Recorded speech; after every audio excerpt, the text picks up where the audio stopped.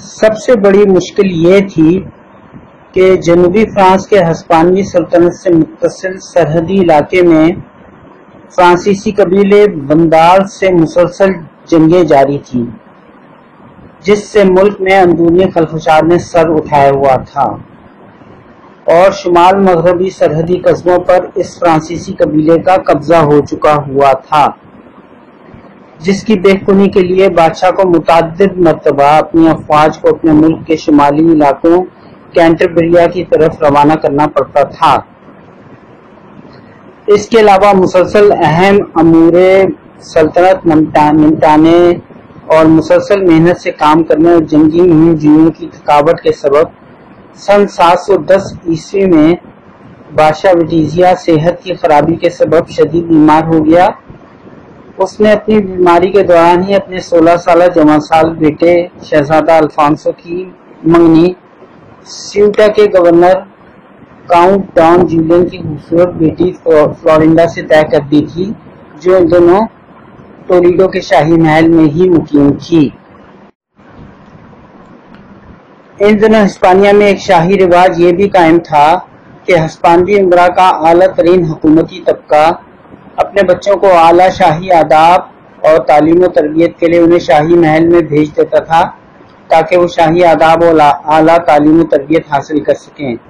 لڑکے بادشاہ کے زیر سایہ اور لڑکیاں ملکہ کے زیر اہتمام محل میں ہی رہائش اختیار کر کے یہ تعلیم و تربیت حاصل کیا کرتے تھے۔ اس طرح سے شاہی محل کو مستقبل میں امور سلطنت چلانے کے لیے اعلیٰ معیار کے بہترین حکومتی منتظمین بھی میسر آ جاتے تھے، جبکہ اس کا دوسرا فائدہ یہ بھی ہوتا تھا کہ مستقبل میں سلطنت میں ہونے والی بادشاہ کے خلاف بغاوت کے خطرے کے امکان کو بھی محدود کر دیا جاتا تھا، کیونکہ بغاوت کا امکان رکھنے والے انہی امراء طبقے کے بچے بھی اسی شاہی محل میں ہی تربیت حاصل کر رہے ہوتے تھے،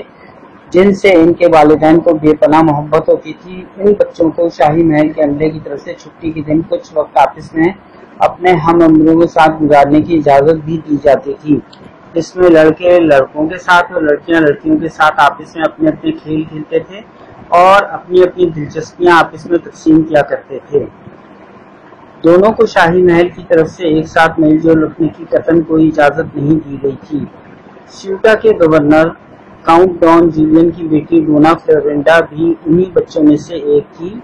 جو اپنی بے پناہ خوبصورتی کے سبب باقی تمام بچوں سے بالکل منفرد تھی۔ یہ تمام بچے ملک کے اکثر دور دراز کے شہروں سے آ کے تولیدو کے شاہی محل میں آ کر رہ رہے ہوتے تھے، اس لیے ان بچوں کو کبھی کبھار اپنے والدین کے پاس ان کے گھر جانے کی اجازت بھی دے دی جاتی تھی، جبکہ وہ بچے اپنے والدین کے ساتھ خط و کتابت اور تحفے تحائف کا تبادلہ بھی کر سکتے تھے۔ تمام لڑکے اور لڑکیاں تولیدو کے شاہی محل میں بادشاہ اور ملکہ کے زیر اہتمام اپنی تعلیم و تربیت حاصل کرنے کے ساتھ ساتھ ان کی خدمت گزاری کا کام بھی کیا کرتے تھے۔ جب ڈونا فلورینڈا بڑی ہوئی تو وہ بے حد حسین ثابت ہوئی اور اس کا شمار محل کی سب خوبصورت ترین خدمت گزاروں میں ہونے لگا۔